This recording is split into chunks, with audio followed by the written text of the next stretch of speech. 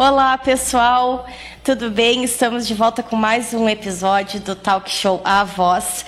Hoje nós estamos com a ilustre presença de dois médicos da cidade, o Dr. Henrique Isaacson, urologista, e o Dr. Roberto Robalto, proctologista, para falar sobre a saúde dos homens, tão importante em comemoração ao Novembro Azul. Boa tarde, sejam bem-vindos. Nós estamos muito felizes de estar aqui com vocês. Muito obrigado, Mariane. É um prazer para nós estarmos aqui no teu programa.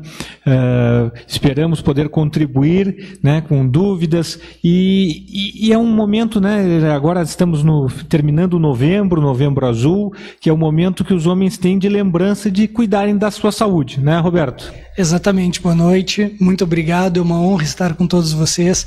É uma data, na verdade nós devemos cuidar da saúde dos homens o ano inteiro, mas é uma data importante para lembrar que muitas vezes os homens vão prorrogando, postergando, deixando para depois, então esse é o mês de lembrar, não, agora vamos cuidar de todos os pontos. Exatamente. Gente, eu gostaria de começar contando para vocês que o Dr. Henrique e o Dr. Roberto têm um podcast, que é o Fala Meu Doutor, maravilhoso. Eles levam toda semana entrevistados novos para falar sobre a nossa saúde, tanto de homens quanto de mulheres, né, doutores? Isso aí, isso foi um projeto que nós começamos, né, o Roberto e eu, um mundo totalmente diferente do que nós estávamos acostumados, porque nós somos médicos cirurgiões, tanto eu quanto o Roberto, eu como urologista, o Roberto como proctologista, né, o Roberto ainda é um pouco mais desinibido do que eu, né, o Roberto já veio com essa veia falante, né, veio já de fábrica, e eu já não é tanto, eu tenho que me forçar um pouquinho para falar, mas assim, é um projeto que o nosso objetivo lá no Fala Meu Doutor é levar informação sobre a saúde de qualidade.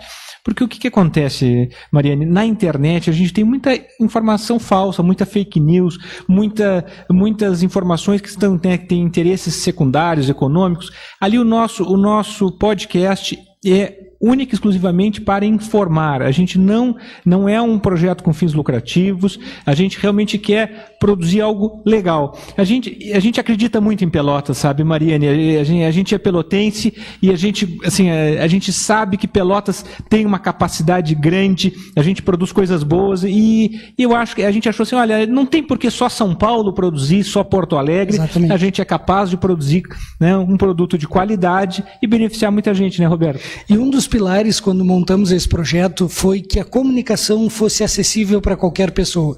Então ele é uma conversa sobre assuntos com embasamento científico de diversas áreas da saúde, medicina, fisioterapia, enfermagem, psicologia, que é uma coisa tão importante hoje em dia, mas é feito por médicos, porém focado no paciente. Então, tanto que nós fazemos um disclaimer, né, comentamos durante o episódio que apesar de sermos médicos, termos experiência, nós utilizaremos termos bem coloquiais, faremos perguntas que para algumas pessoas até parecem básicas, porque quem está lá assistindo tem certeza que já teve aquela curiosidade, gostaria de perguntar. E um outro propósito desse projeto foi dar condições de algumas pessoas que às vezes dependem apenas do SUS, que talvez nunca tenham a oportunidade de consultar com aquele médico, com aquele profissional que é uma referência na sua área, dela poder escutar, reescutar, assistir, reassistir, compartilhar com outras pessoas. Hoje nós temos as informações através dos grupos de WhatsApp, então é super importante mandar para aquele grupo da família, dar um toquezinho em alguém que precisa seguir aquelas orientações, precisa estar mais atento em alguns pontos. Então tem sido uma jornada, estamos no início, mas tem sido muito agradável e de muito sucesso. Acho que vai dar tudo certo. Com certeza vai. Vocês sabem que eu comecei a me manifestar na internet agora a partir de junho. E eu, na área do direito, como advogada, eu saí atrasada com relação a essa questão da informação do que vocês estão falando. Ter uma linguagem coloquial e acessível. Eu tinha um desespero para falar já de muito tempo e eu saí metralhando na internet, gente. Eu não me dei conta que eu estava falando a linguagem dos tribunais e ninguém entendia nada. Como é importante que o profissional entenda, né, que a pessoa que está do outro lado, que não tem essa qualificação específica, né, da área, precisa de uma comunicação mais acessível para que possa entender e a comunicação se torne efetiva. Então, vocês estão de parabéns, eu assisto, é maravilhoso. Eu espero que essa seja a primeira de muitas entrevistas, porque é muita coisa. Gente, só de perguntas eu recebi mais de 20 na internet. Queixas da própria saúde, sim, claro. Perguntas de mulheres querendo saber também com relação aos seus maridos, porque eles não querem falar. E aqui, gente, só eu já fiz 3 folhinhas, porque eu não sou boba nem nada. Vou usufruir desse momento aqui para saber bastante coisa. Para iniciar, eu gostaria de saber como que foi o ingresso de vocês na medicina. Como se deu? Foi uma paixão desde o início? Alguém incentivou? Como que foi? Deixa eu começar, depois o Henrique. O Henrique tem uma história muito mais interessante que a minha. Eu sou o primeiro médico da família, mas eu tenho hoje em dia ele é meu padrinho, mas é um irmão de criação, um amigo de infância do meu irmão, que foi em quem eu me inspirei. E chegou um determinado momento, eu sempre achei que eu ia ser engenheiro químico, aí descobri que dentro do laboratório tinha aquela coisa científica, que eu gostava de mexer em equipamentos, eu gosto muito de etapas de processos, mas faltava interação com pessoas. E eu vi que eu precisava de uma profissão onde eu tivesse contato, onde eu interagisse. E aí já tinha esse exemplo desse irmão de criação, que é o Dr. Darcy Janarelli, e aí acabei sendo orientado por ele, fui criando um carinho, fiz vestibular, não passei de primeira, como acontece com muita frequência, e aí sim, depois que eu entrei na medicina, me encantei, e dentro do curso de medicina tive contato com a cirurgia, vi da resolutividade da cirurgia. A cirurgia tem momentos até que algumas pessoas entendem como estressantes, mas são momentos críticos onde nós temos que tomar uma decisão, e é muito importante. Eu sempre gostei dessa adrenalina que a cirurgia traz junto. E aí migrei, fiz minha formação como cirurgião. Dentro da especialidade da cirurgia nós temos diversas áreas, e eu me encantei muito pela coloproctologia, que é a minha especialidade. Então eu sou médico, cirurgião geral e coloproctologista, que é um especialista em doenças clínicas e cirúrgicas do intestino grosso, do reto e do ânus. Então eu trato desde hemorroidas até câncer de intestino, que é onde eu tenho mais atuação, em cirurgias grandes de 4, 5, 6 horas para tratar tumores de cólon e reto. E tem sido uma jornada maravilhosa, sou muito realizado, não imaginaria fazer algo diferente. Que legal. E o senhor, doutor? Pois é, então, a minha história já começa com meu pai, na verdade. Meu pai também era urologista. Tive o prazer de trabalhar com ele por alguns anos, né?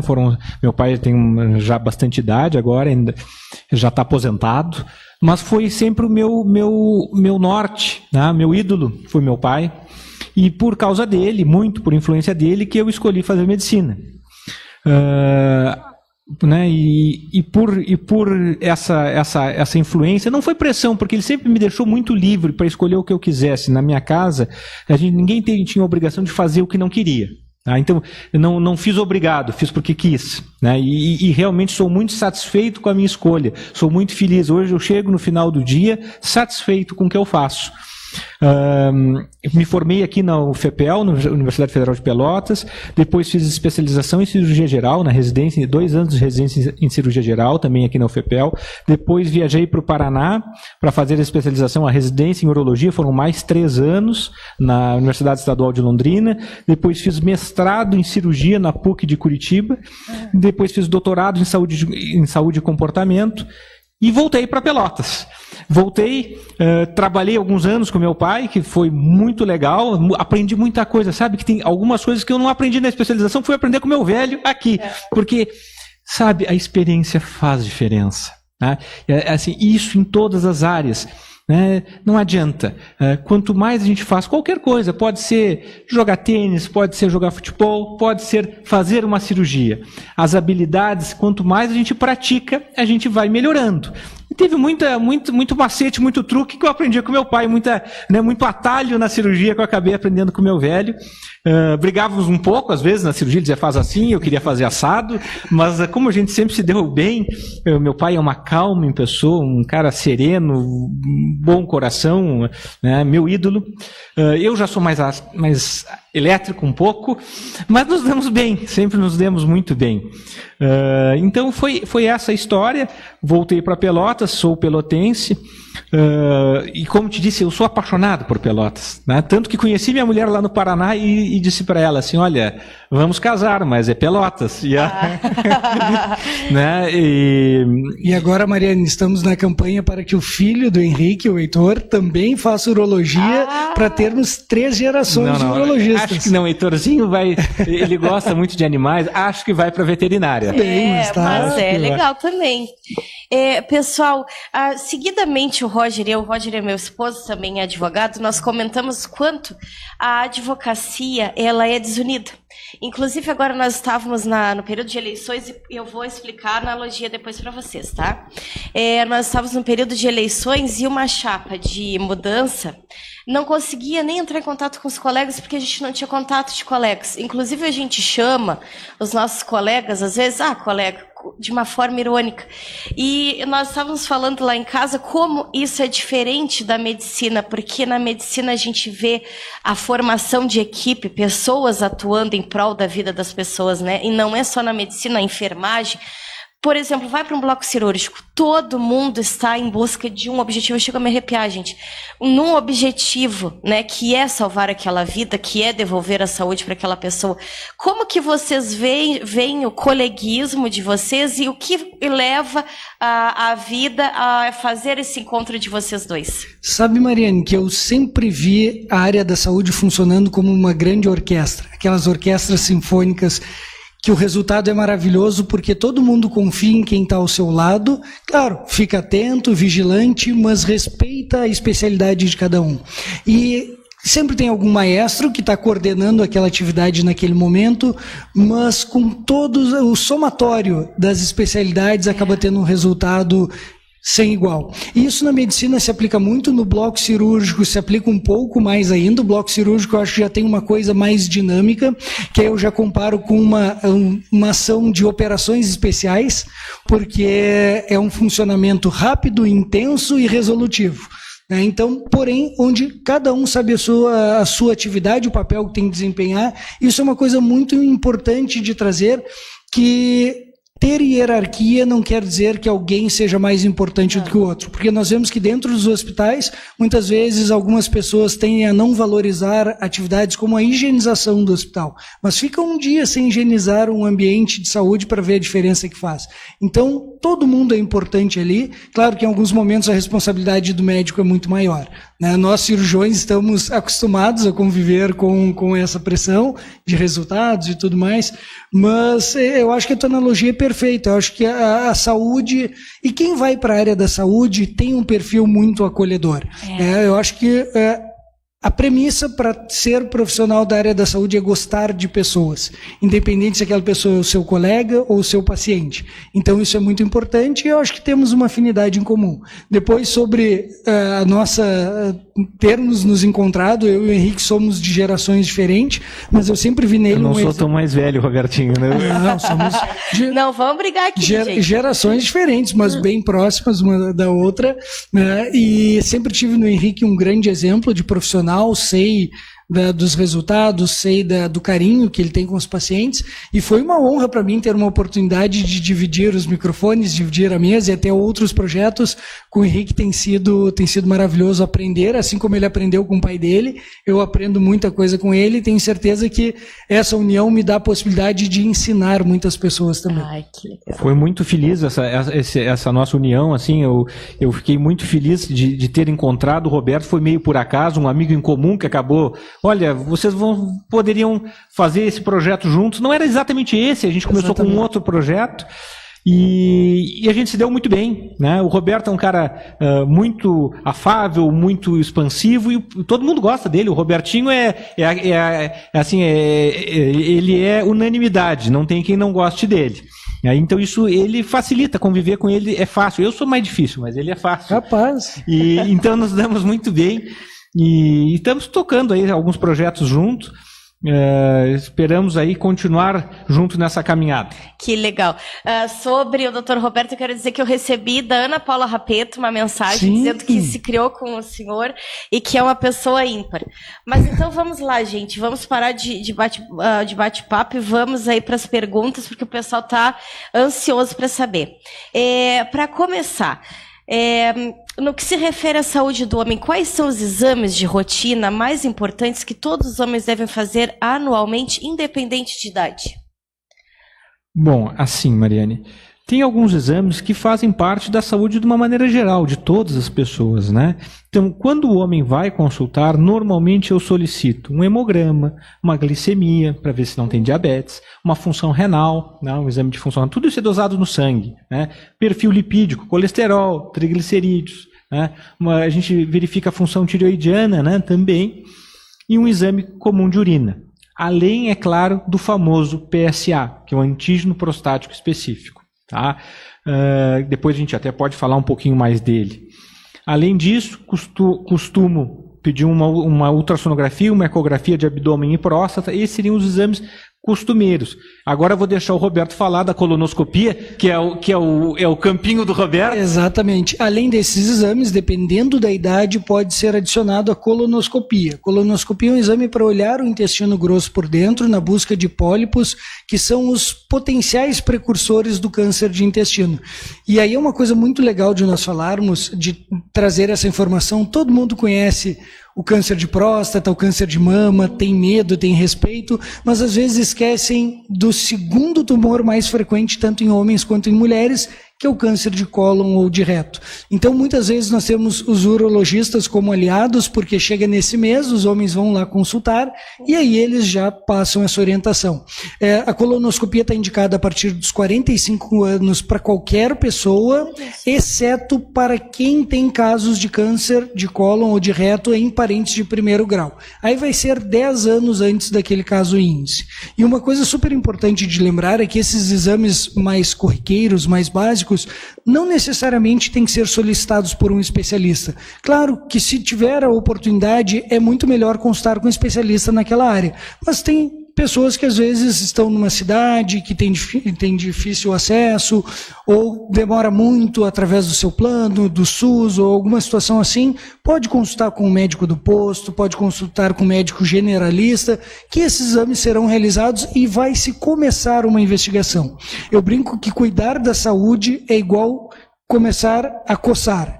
Depois que começa, não consegue parar mais. Então nós vemos que as pessoas vão tendo um feedback, um retorno positivo sobre os exames que estão bem, ou quando tem alguma alteração, as pessoas já começam a se empenhar, mudar hábitos de vida, e aquilo se torna um novo hábito. E através de uma consulta simples com o Henrique, comigo ou com qualquer colega generalista, pode ser o início, o start de uma nova vida. Então, Mariane, assim, e os homens, eles não estão acostumados a se cuidar.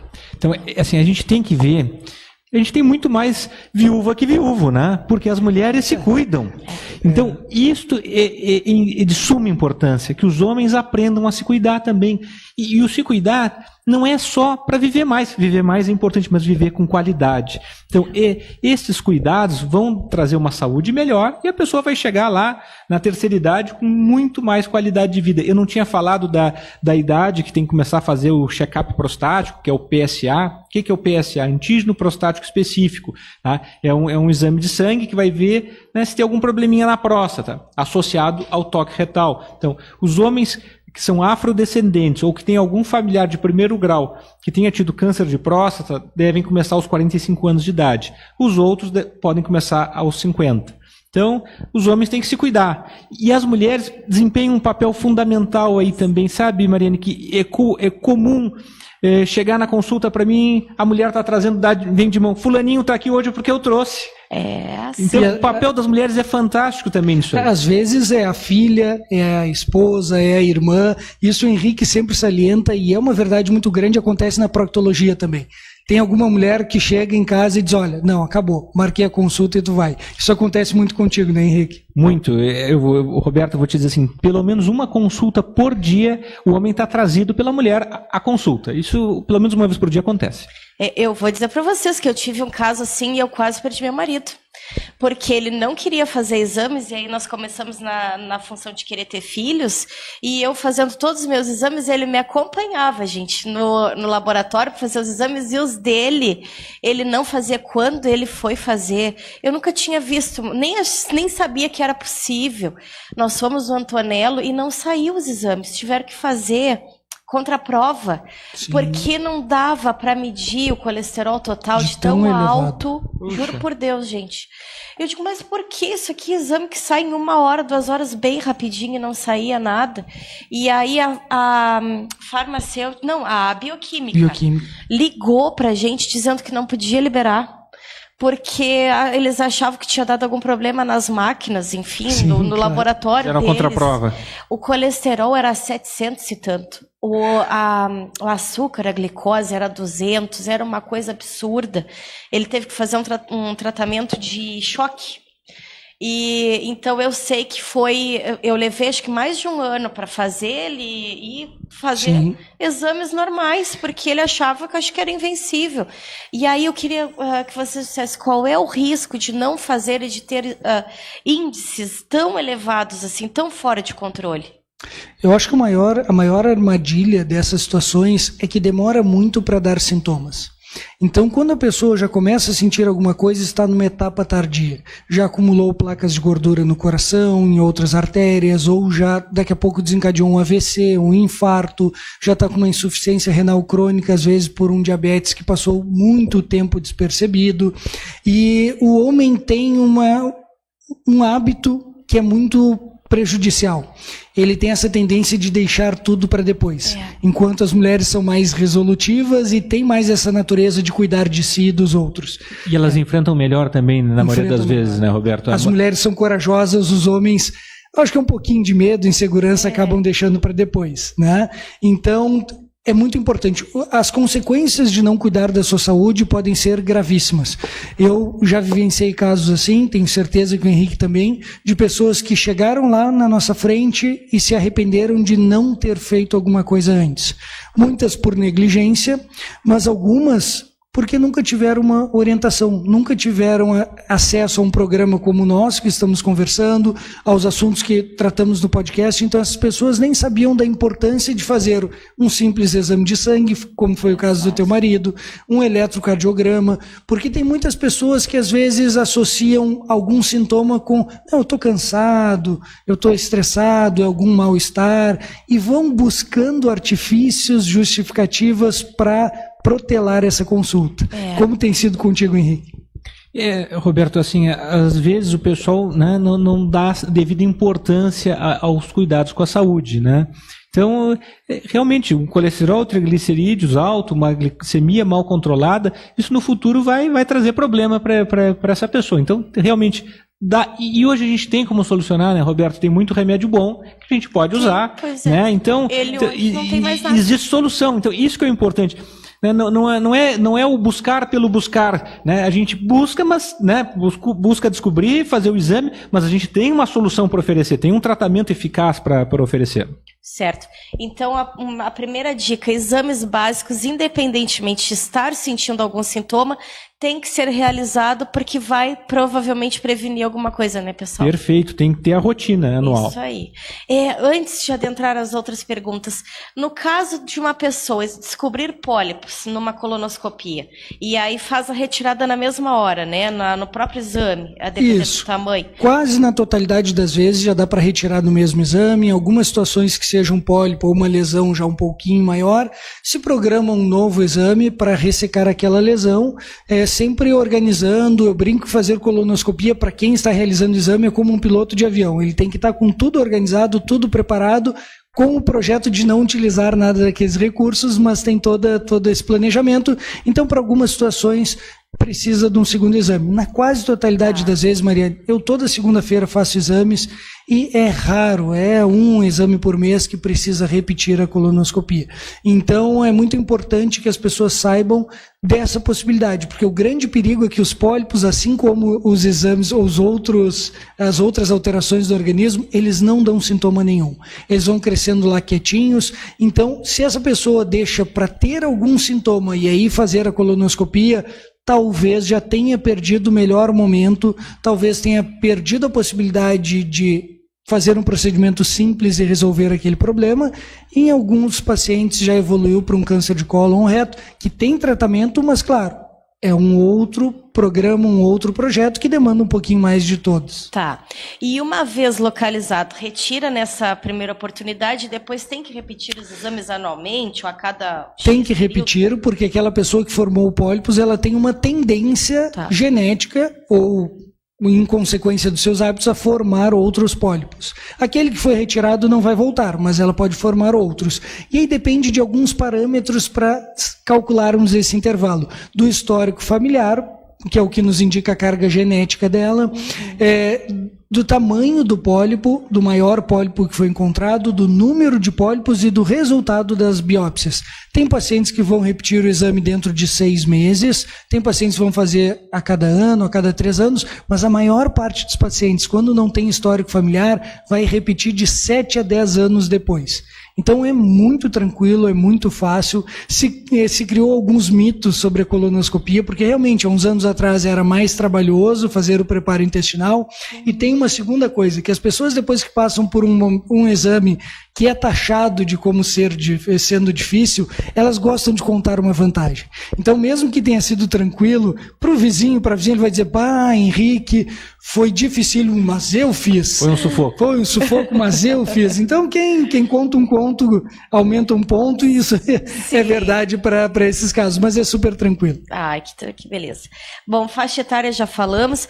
Sobre os principais problemas de saúde que afetam os homens, quais são as doenças mais comuns que vocês observam no consultório e como os homens podem prevenir elas, além dos exames? Bom, assim, Mariane, uma vida saudável, né? Bons hábitos, atividade física, alimentação, né? Isso é essencial. O que eu atendo, o que é mais comum os homens consultarem comigo, né?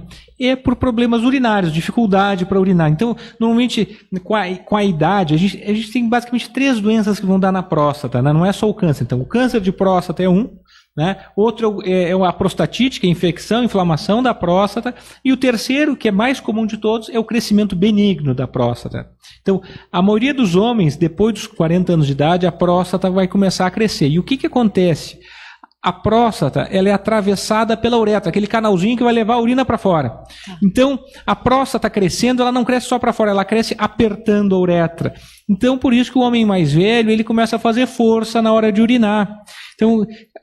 Então ele, de noite, ele começa a levantar várias vezes, né? Às vezes a esposa fala, olha, ele está levantando 2, 3 vezes de noite. Não me deixa dormir. Não me deixa dormir. Né? Outra queixa que às vezes as mulheres falam assim, olha, ele agora já não consegue urinar no sanitário, pinga tudo por fora, porque o jato não tem mais força.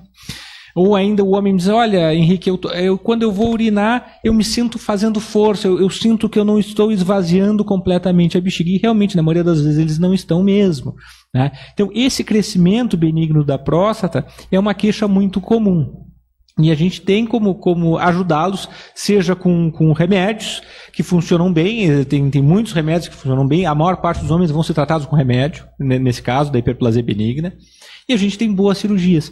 E eu até gostaria de te falar o seguinte, né, que hoje em Pelotas a gente tem o que há de melhor no mundo para a cirurgia de próstata, no mundo, tá? Tanto para a hiperplasia benigna quanto para o câncer de próstata, que são cirurgias completamente diferentes, tá? Então, para a hiperplasia prostática benigna, ou seja, esse crescimento benigno da próstata, o melhor tratamento que existe, o mais moderno, é a enucleação da próstata com laser. Como é que funciona isso? A gente vai por dentro da uretra, não é a parte central da próstata estava entupindo, obstruindo a saída de urina. Então a gente vai lá com o laser, recorta aquilo, e uma cirurgia que antes tinha que cortar, tinha um pós-operatório muito chato, demorado, sangrava. Hoje é um pós-operatório que sangra pouco, às vezes no dia seguinte já tem alta, e a gente faz aqui em Pelotas. Tá? Pelotas hoje em dia é um dos principais centros de laser para próstata, de enucleação da próstata do Brasil. O que acontece? A gente foi um dos primeiros lugares a fazer no Brasil. Tá? Então eu posso te dizer que a gente está em percentuais assim tão avançados, né, quanto Porto Alegre neste quesito que é o laser para a próstata. E agora, recentemente, no câncer de próstata também chegou o robô, que é a cirurgia robótica para a próstata. Então, tem agora em Pelotas também, né, o paciente não vai ser obrigado mais a se deslocar a Porto Alegre, se isso existe em Pelotas. Claro, o robô ele vai ser principalmente para a cirurgia do câncer de próstata, no que a gente tira totalmente a próstata do paciente, né? Então, hoje a gente tem o que há de melhor no mundo para a próstata. E uma coisa curiosa, Mariane, às vezes as pessoas têm uma tendência de achar que em Porto Alegre vai ser melhor, São Paulo, fora do Brasil.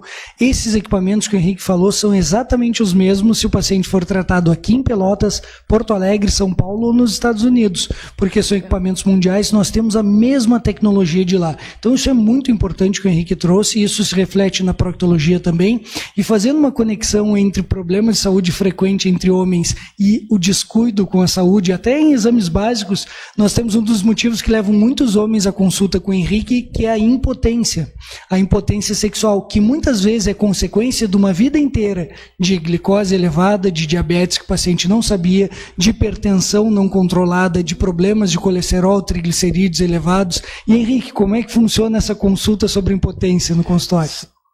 Olha, é uma consulta muito frequente, tá? Porque os homens, com o passar da idade, a potência vai piorando, a ereção vai piorando. Isto é da vida.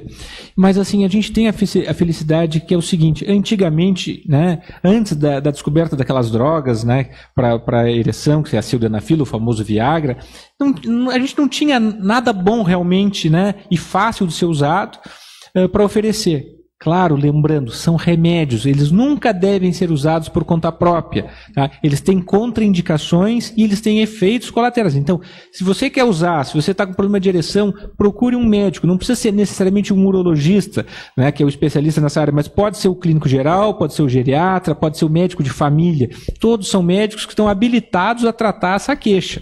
Tá? E a gente, Roberto, a gente não, além dos remédios via oral, né, tem as medicações injetáveis no pênis, que são mais potentes ainda, né, mais eficazes, e a gente, né, para aquele paciente que não respondeu a nenhuma desses tratamentos, a gente tem o implante da prótese peniana. Isso tudo aí se faz em Pelotas, não precisa ir para Porto Alegre, São Paulo, são coisas que são feitas aqui na nossa cidade.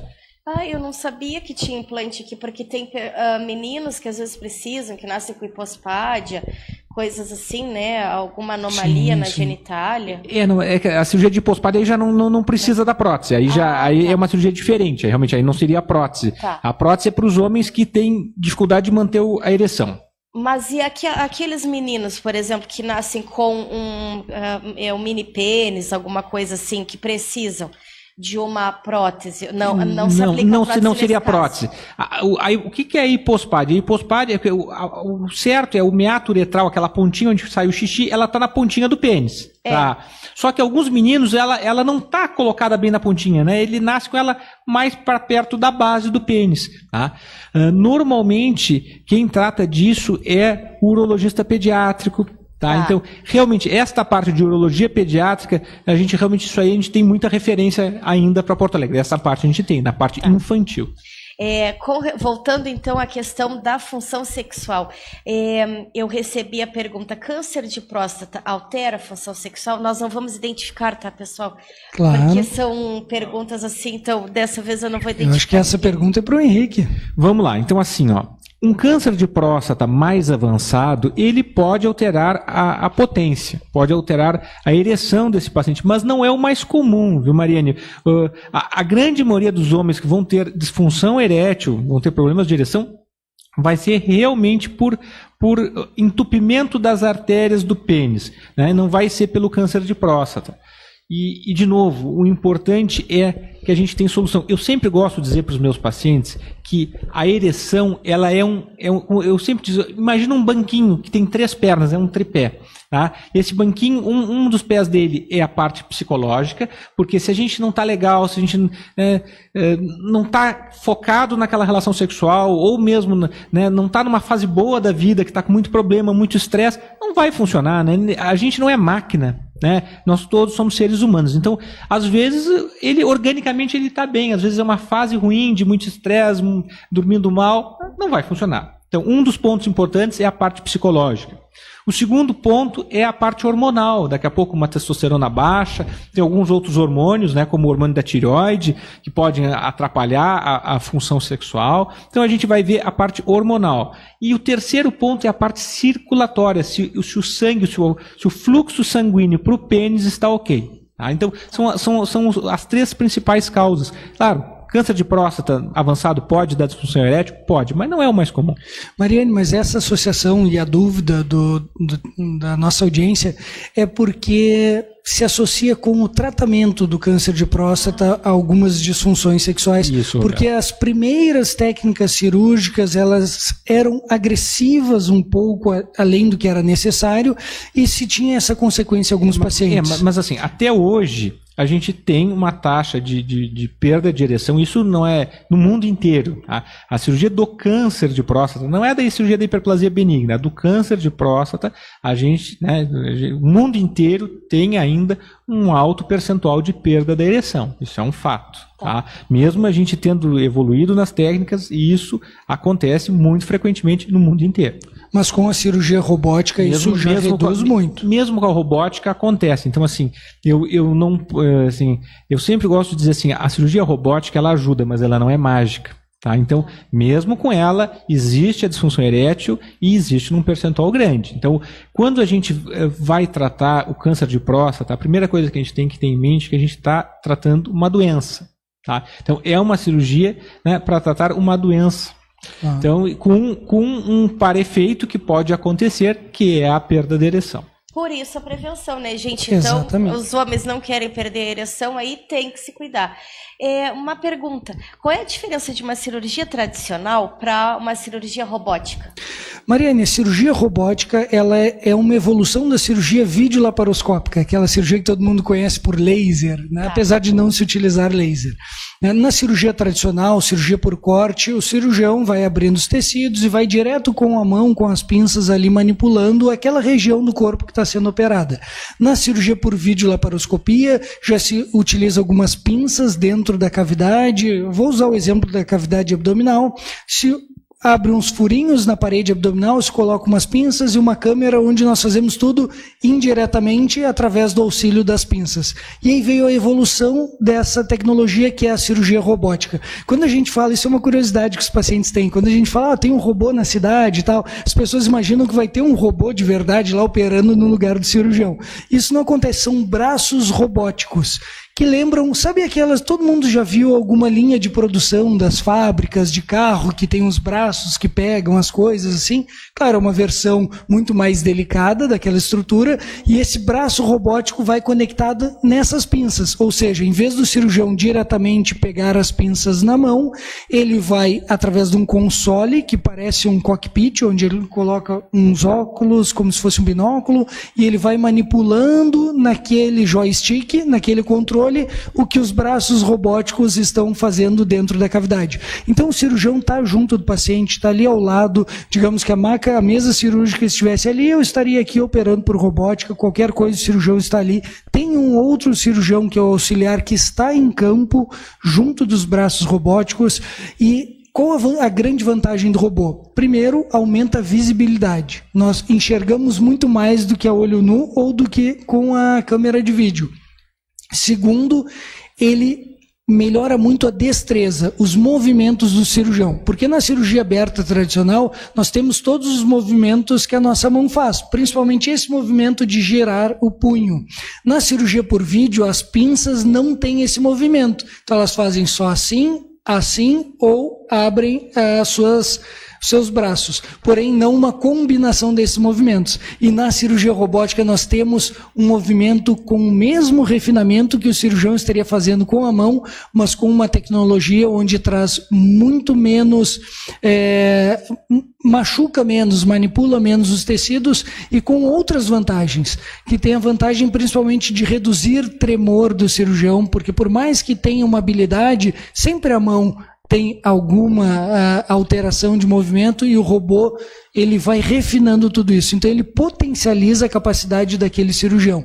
Além disso, tem a grande vantagem de ser uma cirurgia com pós-operatório muito mais rápido, com muito menos dor, necessidade de menos medicamentos, alta mais precoce, e isso se reflete num retorno mais precoce às atividades, menores taxas de infecção de ferida operatória, de complicações como sangramento, de complicações como infecções intraabdominais, mantendo o mesmo resultado do que todas as outras técnicas, com o resultado oncológico, digamos, né, da qualidade da ressecção, do tratamento do tumor, daquilo ali, porém com todos esses benefícios.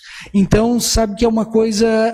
traz muito orgulho para nós sabermos que temos aqui em Pelotas, de fazermos parte dessa equipe. Eu já estou completando meu treinamento em cirurgia robótica, o Henrique já completou uma etapa, já está lá. Então, ao longo de 2025, 2026, nós com certeza seremos uma referência na região sul de toda essa tecnologia e de todo o refinamento na medicina e na saúde que nós temos. Nossa, fantástico para os homens aqui da nossa região. Assim, a Mariane está se assustando que ela entregou os microfones, nós não paramos de falar agora.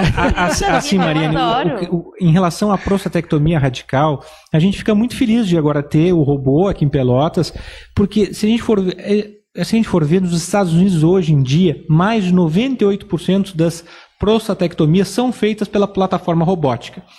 E não adianta, os Estados Unidos são o nosso norte, são o nosso modelo. A ciência hoje em dia, ela é realizada nos Estados Unidos e a gente replica a ciência americana, né? Isso, e os americanos que ditam a ciência para o mundo inteiro, médica, hoje em dia é assim. Então, a gente não pode querer inventar a roda, fazer diferente dos outros, né? Então, a gente fica muito feliz de hoje também ter essa tecnologia e poder oferecer para os pacientes, né, de Pelotas. E no Brasil a referência é Sírio-Libanês, Albert Einstein. Nós temos o mesmo equipamento aqui na cidade. A única diferença é que eles têm um número muito maior de robôs, né, dessa plataforma robótica. Qual é o hospital que atende, que faz essa cirurgia? Atualmente o Hospital Miguel Pilcher, que comprou, já está com o robô em funcionamento, né? E existe previsão de um outro robô para chegar na cidade. Então Pelotas está numa ebulição, né? Uma ebulição muito grande em relação a isso, mas a gente fica feliz que já existe, já está sendo oferecido, né? E aquilo que eu te falei, Mariane, assim, então, hoje, né, é difícil a pessoa chegar em Pelotas, não se sentir acolhida. Eu sou pelotense, mas mesmo quem não é daqui, chega aqui e diz, pô, é legal, né, é uma cidade festeira. Então, é uma cidade alto astral, assim, a gente tem essa felicidade de viver aqui, e eu tô otimista a gente às vezes liga a TV, só tem notícia ruim, mas eu não gosto de notícia ruim, vou te ser bem sincero, eu acho que a gente tem que acreditar no futuro, a gente tem que acreditar que é capaz e que as coisas vão dar certo.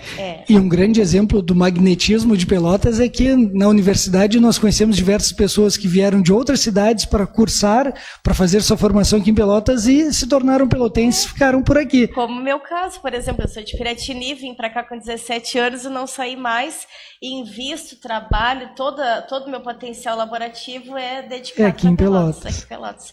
Exatamente. Então, eu vou para as perguntas, vou perguntar para o Birinha quanto tempo a gente tem, porque é muitas perguntas, pessoal. Prometemos que vamos dar respostas mais objetivas. Não, mas tá ótimo, tá super objetivo. É que é muita coisa e eu acredito que nós vamos precisar de um segundo programa para conseguir concluir todas as perguntas. Tranquilo, estamos aí. Tem algum problema ter verruga no ânus? Isso foi um homem que mandou. Sim, tem um problema em qualquer região da genitália. Pode ser no pênis, na vagina, na bolsa escrotal e na região anal. O vírus que causa essas verrugas, que nós chamamos condilomas, é o vírus HPV. E esse vírus, se aquela verruga ficar ali ao longo do tempo, tem o risco de se transformar num tipo de tumor que é o carcinoma epidermoide.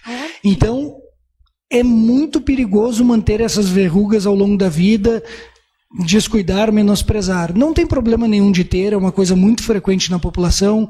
As novas gerações já terão menos essa doença, porque a vacina do HPV foi instituída nos últimos anos, mas para quem não pegou essa época da vacinação e já teve algum momento, é super importante, quando tiver, identificar, procurar algum especialista para tratar. As mulheres têm que ter um cuidado a mais, porque se a verruga cresce no canal vaginal, elas não enxergam, daí a importância de fazer o exame preventivo, né, e tratar. Quando tiver tratar, baseado no se já teve, se tem com muita recorrência, manter consultas frequentes, manter um acompanhamento, uma vigilância maior.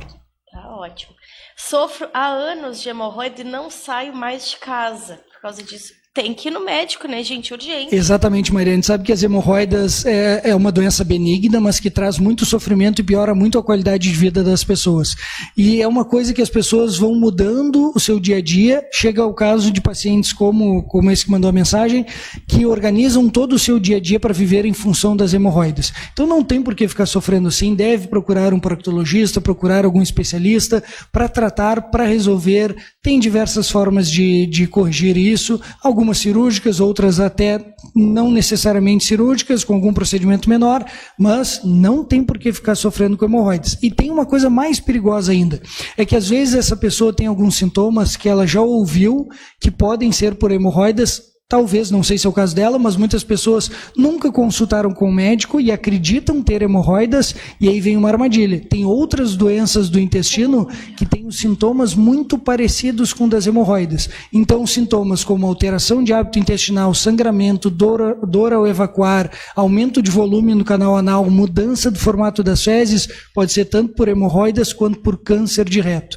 Então, muito cuidado com esse diagnóstico de hemorroidas que não foi feito por um especialista. Olha só, gente, tem aí a parte das fezes, tenho diarreia crônica, nenhuma dieta melhora.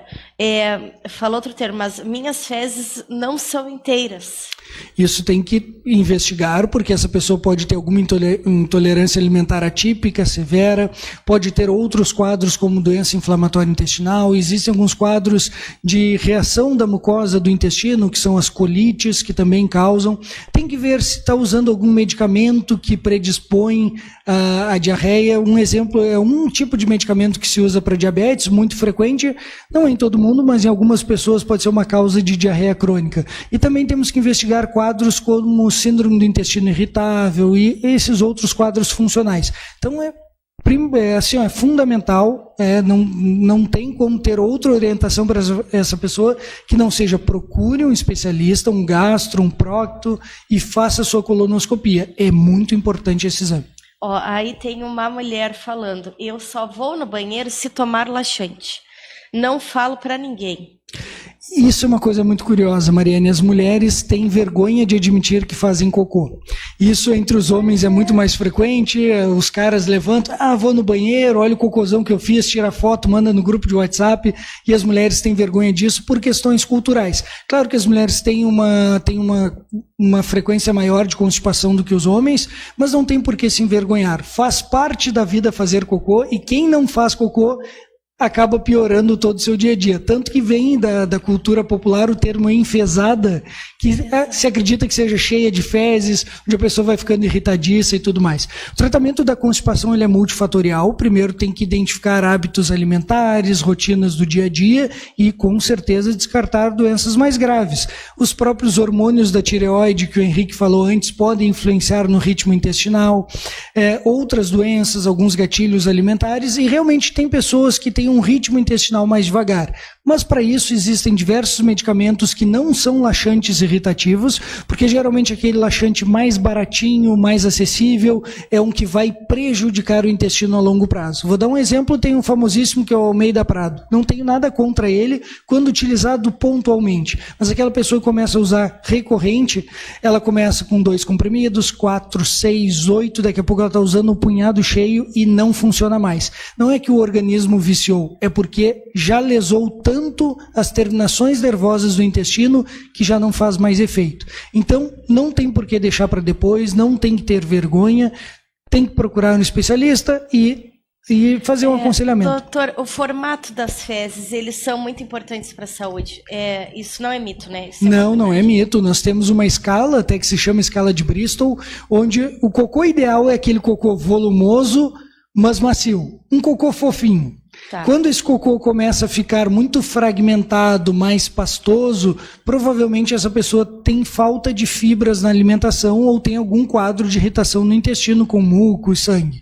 Quando esse cocô começa a se tornar muito ressecado, diversas bolinhas concentradas, geralmente é falta de líquido. As pessoas quase não tomam água no dia a dia, apesar de nós trabalharmos isso. Então essa pessoa tem que ter muita atenção. Aquela brincadeira de criança de olhar o cocô, dar tchau pro cocô, isso é muito importante, importante para as pessoas terem familiaridade em já fazer uma vigilância ali.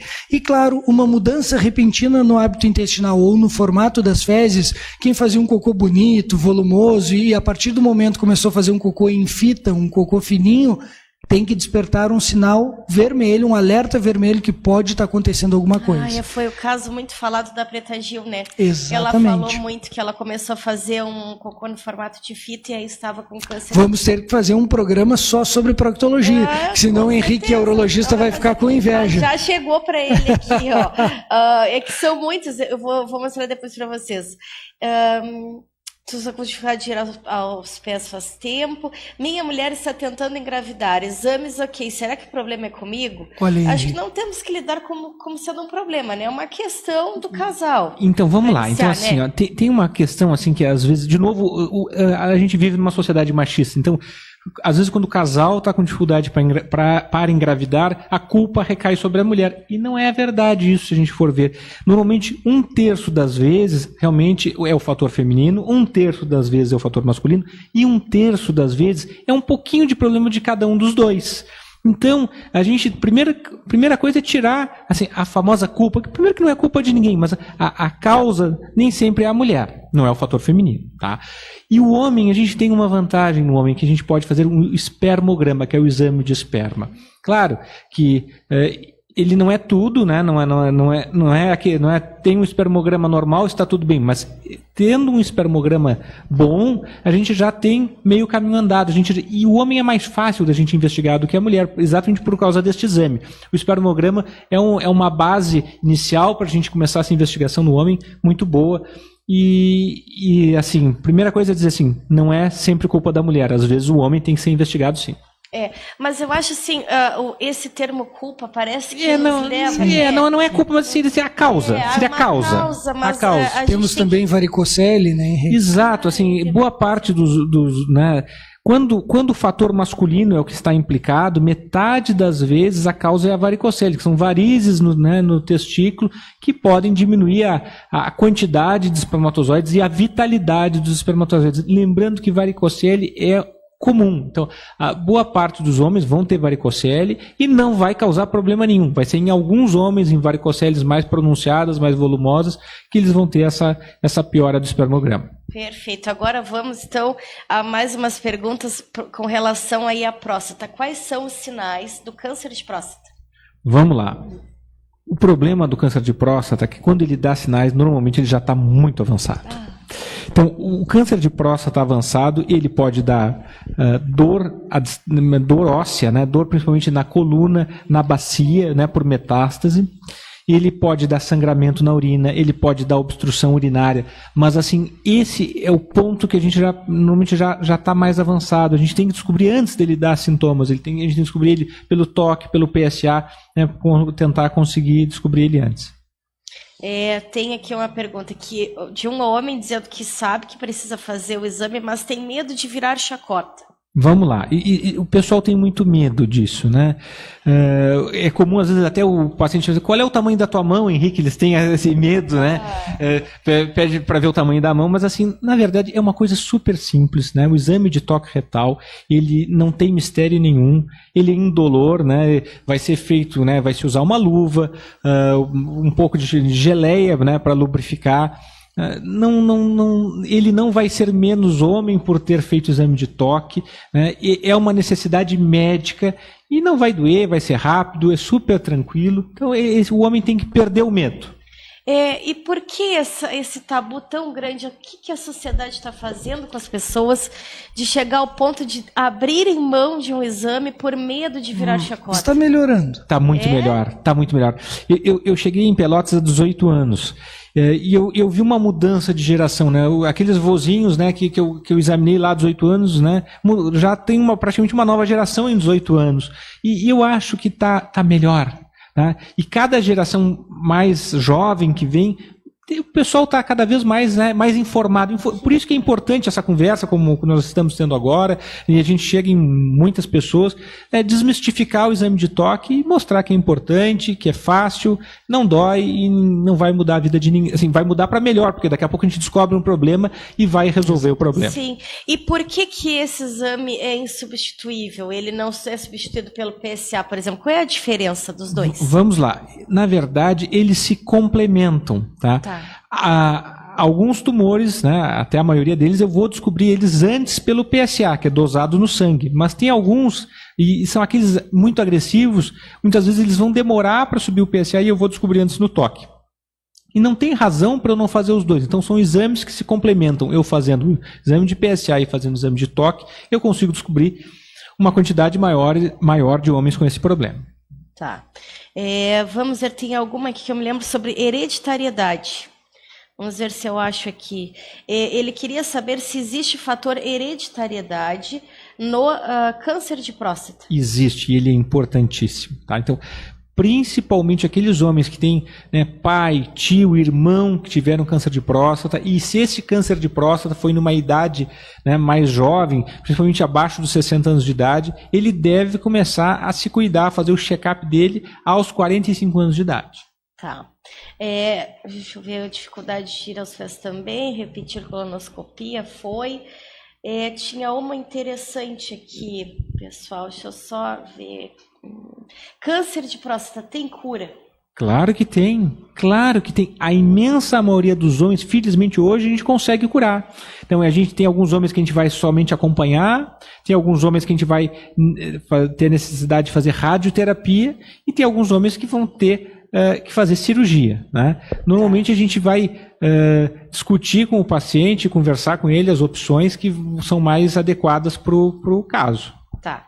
E com relação a essa parcela, ainda que esteja diminuindo, que possuem esses tabus, de que forma vocês acreditam que nós podemos quebrar essas barreiras para que mais homens procurem cuidar da sua saúde, desde os exames comuns até os de próstata? Eu acho que a primeira, são duas coisas muito importantes. A primeira é acesso à informação, tal qual estamos fazendo aqui, informação, conversar dentro de casa. E a segunda é o exemplo na família.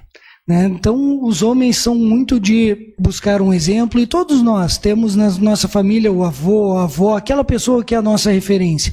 Então, eu acho que tudo isso começa em casa. Quando o avô vai lá, cuida da sua saúde, se por acaso descobre que está com a próstata crescida, trata, ou se teve um tumor, tratou, resolveu, toda a família tem aquele exemplo de cuidar da saúde, de vencer batalhas, de romper dificuldades. Isso é muito interessante porque essa cultura está se perdendo. Antes se fazia muita piada, muita anedota com o toque retal, cada vez está menor. Nós vemos que os homens, pelo contrário, estão mais vigilantes. Se ele for no médico, o médico fizer um toque que foi meio desleixado, sem muito cuidado, ele vai reclamar, vai dizer, poxa, doutor, e ele volta na consulta e diz, hoje não precisa fazer o toque de novo. Não, mas eu gostaria de fazer, porque eles entenderam da importância disso. Claro, ainda temos algumas barreiras para vencer, como o Henrique falou, o mundo ainda tem um peso machista grande, mas eu acho que a informação e o exemplo são imbatíveis para vencermos essa dificuldade. Perfeito. Além do câncer de próstata, existem outras doenças urológicas que os homens devem estar atentos, como infecções urinárias, disfunção erétil, doenças renais? Cálculo. Quais os sintomas que indicam a necessidade de um acompanhamento médico? Vamos lá, dos tumores, tem um outro tumor que aí é do jovem, né, que é o tumor de testículo, que ele vai dar principalmente nos homens entre 20 e 40 anos de idade. Então, principalmente os homens nessa faixa etária, se notarem algum nódulo, algum carocinho nos testículos, né, devem procurar a ajuda do médico. E aí a gente vai examinar, vai fazer uma ecografia, uma ultrassonografia. Então, esse é o tumor do jovem. Ao passo que o câncer de próstata é o tumor do idoso, né, ou do homem de meia idade, do idoso, o tumor de testículo é do jovem. E tem outros tumores que o urologista trata também, tumor de rim, tumor de bexiga. E tumor de rim e bexiga vai tratar tanto em homem quanto em mulher. Lembrando que o principal fator de risco que tem para tumor de bexiga, tá, é o cigarro, é o tabagismo.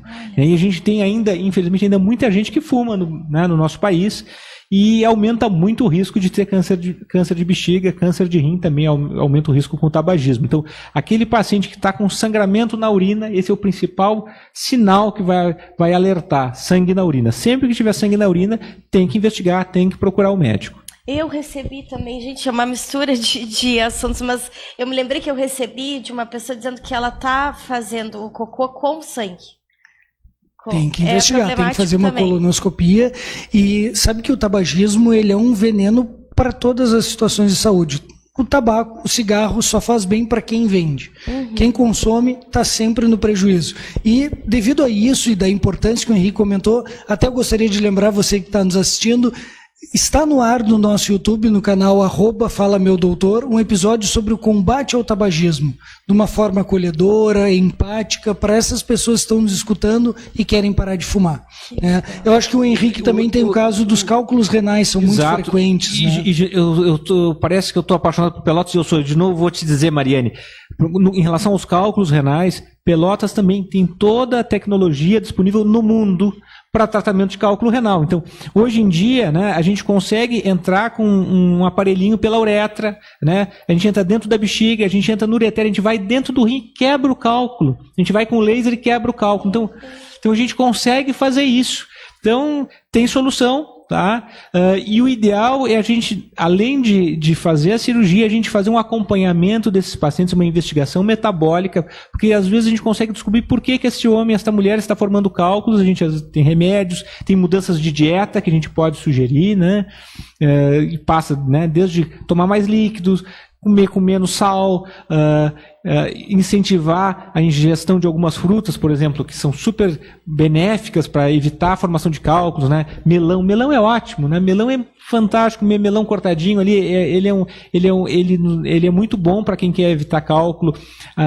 Suco de maracujá, suco de laranja, limão, abacaxi, né? São sucos interessantes para quem é formador de cálculo, né? Mas claro, tem que ser feita investigação metabólica. A gente faz uma dosagem, né, de alguns exames no sangue e também um exame de urina para ver por que esse paciente está formando cálculo.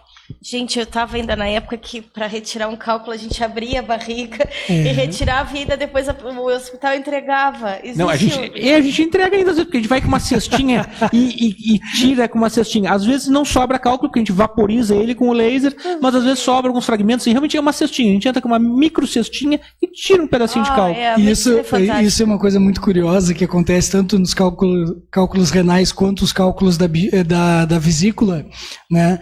Que as pessoas gostam de levar para casa, mostrar para as visitas. Você que está nos assistindo, eu tenho certeza que conhece alguém, comente ali nas mídias da Mariane, conhece alguém que chega em casa, olha, eu tinha tantos cálculos, e aí tem uma competição, quem tinha mais cálculos. O maior cálculo. Bem assim. Mariane, comentando, nós falamos de todas essas tecnologias que temos aqui em Pelotas, eu tenho certeza que tem alguém que está te assistindo que já estava esbravejando em casa, que ele não conseguiu pelo SUS e tudo mais. Infelizmente, essas tecnologias ainda nem todas estão acessíveis pelo SUS, algumas nós conseguimos. Mas mesmo para quem tem um convênio que não cobre essas situações ou depende do sistema único e não teve acesso a isso, nós temos toda a medicina tradicional que vai cuidar dessa pessoa.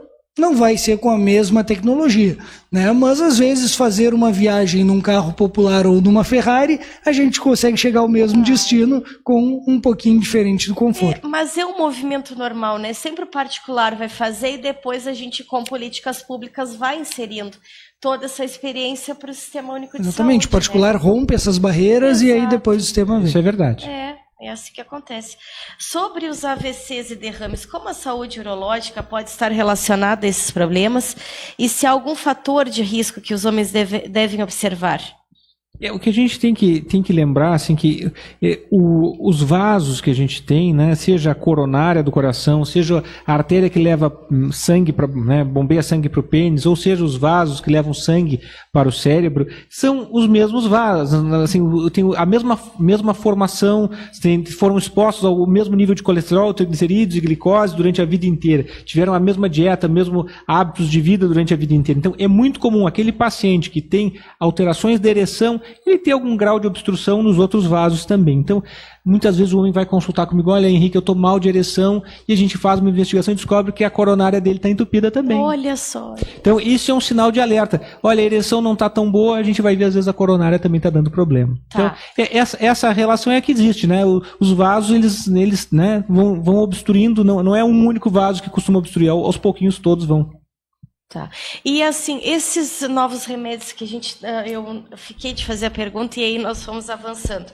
A injeção, por exemplo, a ereção, ela é uma injeção que se dá no momento da relação sexual, é antes? Como que acontece? Vamos explicar para Vamos lá, então assim, a gente sempre tenta primeiro os remédios via oral, só que o que acontece? Às vezes eles, os comprimidos, só que às vezes eles não funcionam e às vezes o paciente não pode usar eles, tem contraindicações ao uso deles. Então, tem que se passar para o tratamento mais, o seguinte, que é até mais eficaz, que são as injeções no próprio pênis. Tem alguns remédios que são injetados no pênis que dão uma ereção, e ela é instantânea. Em poucos minutos, o próprio paciente injeta o remédio e esse pênis vai entrar em ereção. E ele tem uma eficácia realmente muito boa. E é uma agulha fininha e indolor. Isso é importante, porque os homens são muito... Exato. Isso é uma dificuldade que às vezes a gente tem, né? Convencer o paciente a fazer uma injeção no pênis, né? E sempre que eles fazem, depois eles chegam, puxa, Henrique, foi tão fácil, por que eu não fiz antes? É tipo aquelas de diabetes, assim? Aquelas tipo de diabetes, ela é bem fininha. Bem fininha, não dói nada, vai no banheiro, faz, a parceira nem fica sabendo. Alguns a parceira sabe, né? E eu sempre digo, assim, claro, aqueles que já estão juntos há mais tempo, eu sempre digo, olha, melhor coisa é conversar com a sua parceira que a ereção não está bem. Alguns se sentem envergonhados, conversa com ela. Na maioria das vezes as mulheres entendem e ajudam. E são parceiras, né? Acompanham às vezes na consulta, ajudam no tratamento, tentando, né, seja no remédio, hoje não deu, vamos tentar amanhã. Então, assim, a cumplicidade do casal, ela ajuda muito, essa parceria ajuda muito. E para as pessoas que não têm um relacionamento fixo, tão estável, existe um estojinho onde carrega, super discreto, é portátil. Também é possível. E aí é quase que instantâneo que acontece a ereção e depois que tem o orgasmo, às vezes demora um pouquinho. O que acontece? Às vezes demora um pouquinho para baixar. Às vezes tem o orgasmo e baixa instantaneamente, mas às vezes demora um pouquinho para baixar. Tá. Que até alguns pacientes gostam porque já aproveitam, tem uma segunda relação. Já tem uma segunda relação. Certo, tem que aproveitar. Consegue um desempenho que não vinha tendo nos últimos tempos. É verdade. Vamos ver aqui. Quais os mitos? Nós estamos falando sobre isso. A importância da qualidade da informação. Existe algum mito hoje que precise ser quebrado com relação à saúde intestinal, do colo, do reto e do homem que corre na internet? Eu acho que o maior mito é o do toque retal. Esse é o que mais afasta os pacientes, que gera essa barreira. É aquele medo de alguns homens terem insegurança, que vão fazer o toque retal, que vão gostar, que talvez se tornem gay por causa daquilo. E isso não existe nenhuma associação, não é verdade, nunca foi e nem vai ser. Né? Então, eu não sei porquê. É que o homem, ele é meio quinta série, ele ainda não está pronto. Né? Então, os homens criam essas piadas, porque imagina, se fosse essa lógica, toda mulher que fosse fazer um exame ginecológico se apaixonaria pela ginecologista. Né? E isso não acontece. As mulheres já têm mais essa rotina, e eu acho que o grande mito é esse. Sobre a saúde do intestino, não chega a ser um mito, mas é uma armadilha as pessoas imaginarem que tudo o que acontece é por causa de hemorroidas. Então tem muitas outras coisas que podem transparecer como sendo doença hemorroidária e as pessoas perderem o momento de ter o cuidado com a saúde. Henrique, no dia a dia do urologista, quais outros mitos? Olha, uma coisa que às vezes a gente tem que combater bastante são remédios milagrosos. Né? Sempre tem o remédio do momento. Tá? Normalmente, né, eles olham na internet, tal fitoterápico, tal casca de tal árvore, tal folha de não sei. Gente, se tiver alguma coisa que seja fantástica, é óbvio que as grandes farmacêuticas elas vão querer usar também. Então, assim, é pouco provável, né, que alguém no fundo de quintal vai descobrir uma coisa milagrosa que vai ser fantástica. E tem que ter muito cuidado com essas vendas de internet. Então, nunca faça isso. Sempre se informe com seu médico, né? Procure o farmacêutico, vá em locais legais, né? Estabelecidos, farmácias já conhecidas, e tem que consultar o médico e também lançar a mão do farmacêutico. Então, assim, não caia nessa conversa de remédios milagrosos. Remédios milagrosos, né? Fórmulas mágicas vendidas pela internet, normalmente é fria. Mariane, uma coisa muito curiosa é que os homens têm muito cuidado com seus carros, com a gasolina que vão colocar no carro, se preocupam se tem octanagem, se não tem, estudam o histórico do posto, e aí quando vão fazer um tratamento aceitam qualquer coisa que aparece na internet. Eu tenho casos de pacientes que estavam usando pomadas para hemorroidas compradas diretamente da China nesses aplicativos, eles não tinham a menor ideia do que constava ali. Então tem que ter muito cuidado com essa dica do vizinho. Quando é para dar alguma sugestão para a saúde dos outros, o pessoal é muito criativo. Não é mal intencionado, mas é criativo, e às vezes isso coloca a vida da pessoa, a saúde da pessoa muito em risco. É verdade. Nós falamos aí do avanço, né, do grande avanço da medicina, as cirurgias robóticas, e diante dessa evolução que nós tivemos, o que vocês imaginam para o futuro? O que a gente pode esperar da medicina nessas áreas diante de tanta tecnologia que nós já temos? Eu acho que o futuro da medicina está na prevenção. A medicina por muito tempo focou no tratamento e devemos continuar assim, mas eu acho que a prevenção é o segredo. Para salvar o Sistema Único de Saúde, vou te dar como exemplo, a importância são os postos de saúde. É o médico da saúde comunitária que está lá orientando essa pessoa a utilizar os medicamentos, a fazer os exames básicos para evitar consequências no futuro. Claro que teremos avanços como temos na cirurgia, e em alguns tratamentos com quimioterapia, antibióticos e diversos outros medicamentos. Mas é muito mais difícil buscar avanços nas pessoas que já estão doentes, é muito mais custoso, muito mais demorado, enquanto nós temos a possibilidade de corrigir antes que todos os problemas surjam. E corrigir de uma forma fácil. Se formos ver, são coisas básicas, é fazer um pouco de atividade física, nem que seja uma caminhada 3 vezes por semana, consumir menos álcool, parar de fumar, não existe a possibilidade de fumar, nem de vez em quando um pouquinho, cuidar da alimentação, e aí vem uma dica que eu uso muito no consultório para a saúde intestinal, é desembalar menos e descascar mais. Voltar àquela alimentação que nós tínhamos da família, de fazer a comida em casa em vez de encomendar. Claro, de vez em quando pode comer o seu X, seu hambúrguer, não tem problema, mas aquilo tem que ser exceção. A rotina é aquela comida caseira, aquela comidinha tradicional, um pouco de carne, arroz, feijão, salada, comer fibras e tomar muita água. Isso é bem importante para o nosso organismo. Já vemos as novas gerações com alguns gatilhos buscando isso daí, porém a alimentação cada vez mais industrializada, com preparos altamente palatáveis, que são realmente muito saborosos, mas o que eles têm em sabor, em descarga hormonal de adrenalina no momento, eles pagam o preço lá na frente com a saúde. É verdade. Eu concordo inteiramente com o Roberto que a gente tem que cada vez investir mais em prevenção, em hábitos saudáveis de vida, e eu acredito também muito na inteligência artificial. Acho que o futuro da medicina e de várias outras profissões passa muito pela inteligência artificial. Acho que a gente está ainda começando, é um início, a gente tem pouca inteligência artificial ainda no nosso dia a dia, e a tendência é isso escalar de uma maneira assustadora em pouco tempo. Tá? Acho que a inteligência artificial vai ajudar, vai ser um parceiro do médico, vai ajudar o médico a tomar melhores decisões. Acho que veremos a inteligência artificial, né, cada vez mais ser usada, também no centro cirúrgico, né, provavelmente robôs do futuro terão inteligência artificial que vai ajudar. Acho que a gente ainda está longe de ter aquele robô que vai operar sozinho, isso hoje em dia não é assim, eu acho que ainda não vai ser tão cedo. Mas a tendência é que a inteligência artificial cada vez mais seja incorporada nas tecnologias. Sabe que nós estávamos num congresso em Manaus e um dos congressistas falaram sobre um aplicativo que já é utilizado nos Estados Unidos, se não me engano, que dá já diagnósticos. E as pessoas utilizam, fazem o cadastro, respondem ali a questionários e já auxiliam num pré-diagnóstico, tudo pela inteligência artificial. Numa orientação. O Roger salvou, depois eu posso passar para vocês. Eu não sei se já está correndo aqui nesse meio. Esse eu não conheço ainda, mas estou curioso, por favor.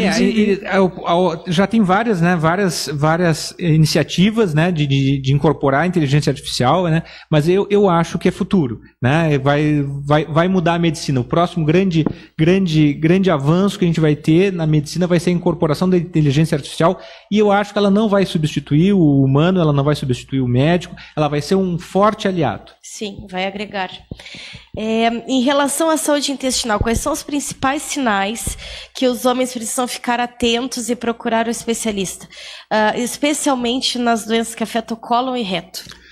Mudança do ritmo intestinal. Então, uma pessoa que evacuava sempre de uma forma começou a mudar, ficou constipada de uma hora para outra, tem uma irregularidade, evacua várias vezes diarreia, depois fica vários dias sem evacuar.